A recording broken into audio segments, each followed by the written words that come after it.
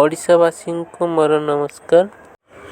ଆପଣମାନେ ଦେଖନ୍ତୁ କ'ଣ ଓଡ଼ିଶାରେ ଚାଲିଛି। ଆମର ଏ ଭ୍ରଷ୍ଟାଚାର ନେତା ଆମ ବଡ଼ ଠାକୁରଙ୍କ ନାଁରେ ଏବେ ଭିକ ମାଗିବା ଷ୍ଟାର୍ଟ କରିଦେଲେ।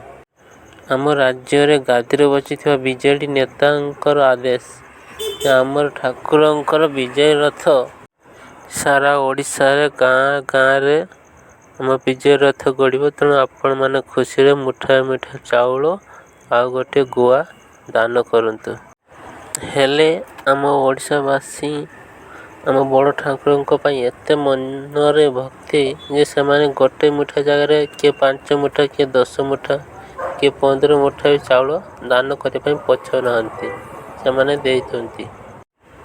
ହେଲେ ସବୁ ଭକ୍ତମାନେ ସମାନ ଚାଉଳ ଦେଇନାହାନ୍ତି। କିଏ ଉଷୁନା ଚାଉଳ, କିଏ ଅରୁଆ ଚାଉଳ ଦେଇଛନ୍ତି। ହେଲେ କ'ଣ ହେବ? ଅରୁଆ ଉଷୁନା ଚାଉଳ ଦୁଇଟା ଯାକ ମିଶିଗଲା। ତେଣୁ ଦୁଇଟା ଯାକ ମିଶିବା ପରେ ଜଗନ୍ନାଥଙ୍କୁ ଅର୍ପଣ କରାଯାଏ ନାହିଁ। ତ ଏଇଟା କ'ଣ ହେବ? ଚାଉଳ ଏବେ ତ ଅର୍ପଣ ହୋଇପାରିବ ନାହିଁ। ଆଉ ରହିଲା ଗୁଆ। ଗୁଆ ଜଗନ୍ନାଥଙ୍କୁ ଅର୍ପଣ ହୁଏ ନାହିଁ।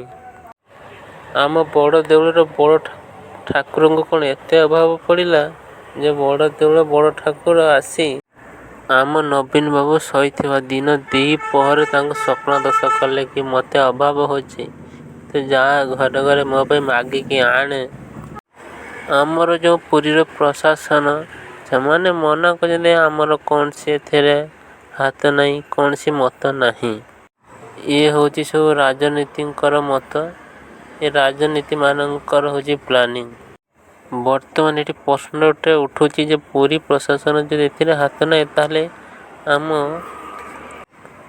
କେଉଁ ନେତାମାନଙ୍କର ପ୍ଲାନିଂ କ'ଣ? ବର୍ତ୍ତମାନ ତ ମୁଖ୍ୟମନ୍ତ୍ରୀଙ୍କର ଡାହାଣ ହାତ ହେଉଛି ପାଣ୍ଡିଆନ ପୁତ୍ର ନା।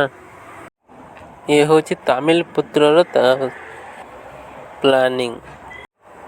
ଆପଣମାନେ ଦେଖିପାରୁଛନ୍ତି ଆମ ଓଡ଼ିଶାର ବଡ଼ ଠାକୁରକୁ ବି ଛାଡ଼ୁନାହିଁ ଇଏ ତାମିଲ ପୁତ୍ର ପାଣ୍ଡିଆନ। ତାକୁ ନେଇକି ବି ରାଜନୀତି କରୁଛି। ଯେତେ ଚାଉଳ ଗୁଆ ସବୁ କଲେକ୍ସନ୍ ହେଲା ସେ ଯାକ ସବୁ ତ ପୁରୀ ବଡ଼ ଦେଉଳରେ ଅର୍ପଣ ହେଲେ ନାହିଁ। ସେସବୁ କୁଆଡ଼େ ଯିବ? ଏସବୁ ହେଉଛି ଇଲେକ୍ସନ୍ ଆଗରୁ ପ୍ଲାନିଂ। ଇଲେକ୍ସନ୍ରେ ଯେଉଁ କୋଉଠି କ'ଣ ଖାଇବାକୁ ଦେବେ ସେଇଥିରେ ହିଁ ଏମାନେ କାମ ଚଳେଇନେବେ। ଆମ ଓଡ଼ିଶାବାସୀଙ୍କୁ ମୋର ଏତିକି ଅନୁରୋଧ, ଆପଣମାନେ ଆଉ ଶୋଇ ରୁହନ୍ତୁ ନାହିଁ, ଏବେ ଉଠି ଯାଆନ୍ତୁ। ନହେଲେ ଏ ତାମିଲ ପୁତ୍ର ଆମ ଓଡ଼ିଶାଟାକୁ ପୁରା ଖାଇଯିବ। ଲାଷ୍ଟରେ ଆମ ବଡ଼ ଦେଉଳର ବଡ଼ ଠାକୁରକୁ ବି ଛାଡ଼ିବ ନାହିଁ, ତାକୁ ବି ଲୁଟି ନେଇଯିବ।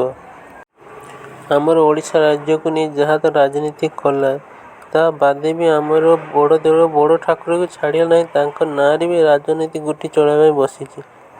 ଆପଣମାନେ ଏବେ ଶୋଇ ରୁହନ୍ତୁ ନାହିଁ, ଏ ଅନାଇ ଦେଖନ୍ତୁ ନାହିଁ, ଏ ପାଣ୍ଡୁପୁତ୍ରକୁ ଉପାଡ଼ି ଫୋପାଡ଼ି ଦିଅନ୍ତୁ।